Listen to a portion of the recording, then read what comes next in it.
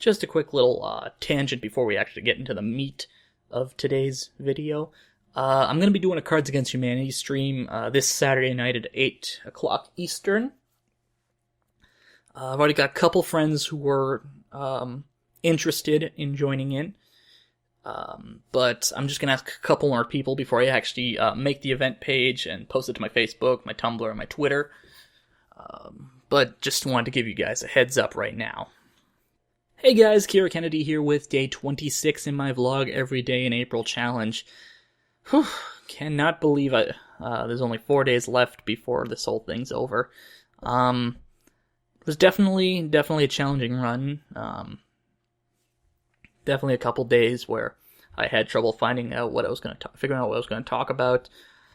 There were two videos in particular where I did the editing very late at night and didn't realize that that while the vlog itself was only 3 minutes, there was a stinger past the 10-minute mark in both those videos that I forgot to take out, and I think later on I will definitely edit those and fix the little issue there. But other than that, very, very smooth month for that kind of stuff, and I might do it again, whether it's next April or in August. It's really it really depends on how comfortable I feel doing this again so soon.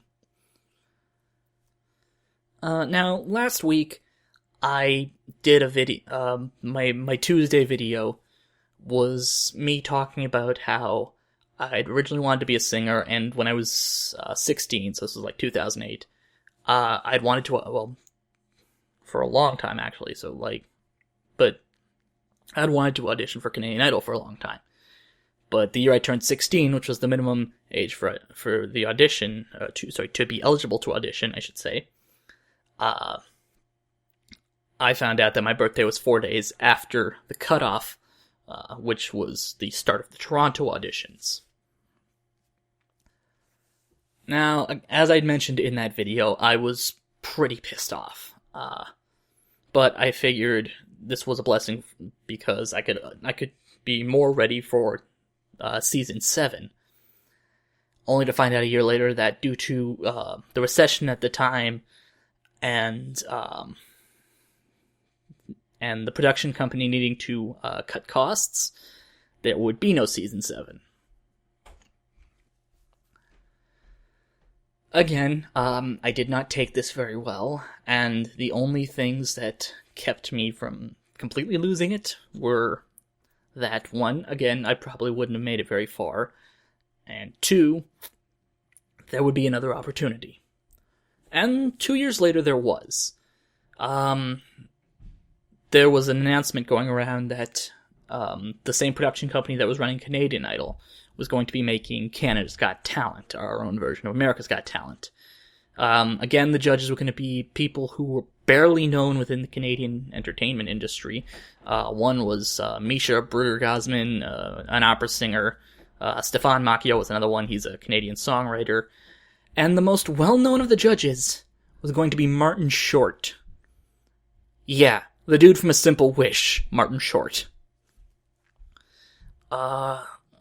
So, we were told that we'd have to if we were interested, we'd have to download an application from the website, and we'd have to fill that out and email it to the producers. Now, I can't remember if I'd gotten with my acceptance, when they sent the confirmation that I'd gotten it, I'd been under the impression, I think they'd sent a second email afterwards, saying if there were any preferable audition days, we should email the producers and ask.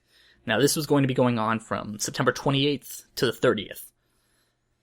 And on the 28th, I had an important class with a presentation that basically, I had to do that presentation that was basically going to be my entire mark for the class. We were originally going to be getting two major assignments / tests for that for that course, but our final exam got canceled because our teacher had missed about a month of school because she was sick. So this particular presentation was going to be very, very important. If I didn't do well on this assignment, I would basically fail that course and I'd have to do it all over again. Now, I sent an email to the producers saying that I'd had an assignment due that day and it was very important that I show up. And again, I don't remember if I was in the right doing that, but, well, I mean, school-wise, yeah, I was definitely in the right because school came first anyways. But, needless to say, they gave me the worst possible time. This time would have required me to be down at the Rogers Center where they were holding the auditions for 8 o'clock a.m. on Wednesday morning. Now, my class was at 9 o'clock. So, if I'd gone down there, I would have missed my presentation, and I would have, missed my presentation, and I would have gotten a 0, and I would have had to take that course all over again. And when I'd emailed, I'd said, look, I'm okay with any time, just not 9 a.m. to 11, because that's when the class was. So, needless to say, I skipped my audition. And I didn't feel as bad about this one for 2 reasons. Number one, aside from YouTube beatboxer KRNFX, who was actually in the final 3, I think that's for that season, which would wind up being the only season, not a whole lot came out of Canada's Got Talent.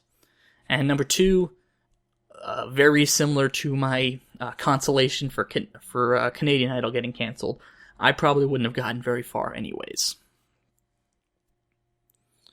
But yeah, in short, that was kind of 2 opportunities I'd had that either got away from me because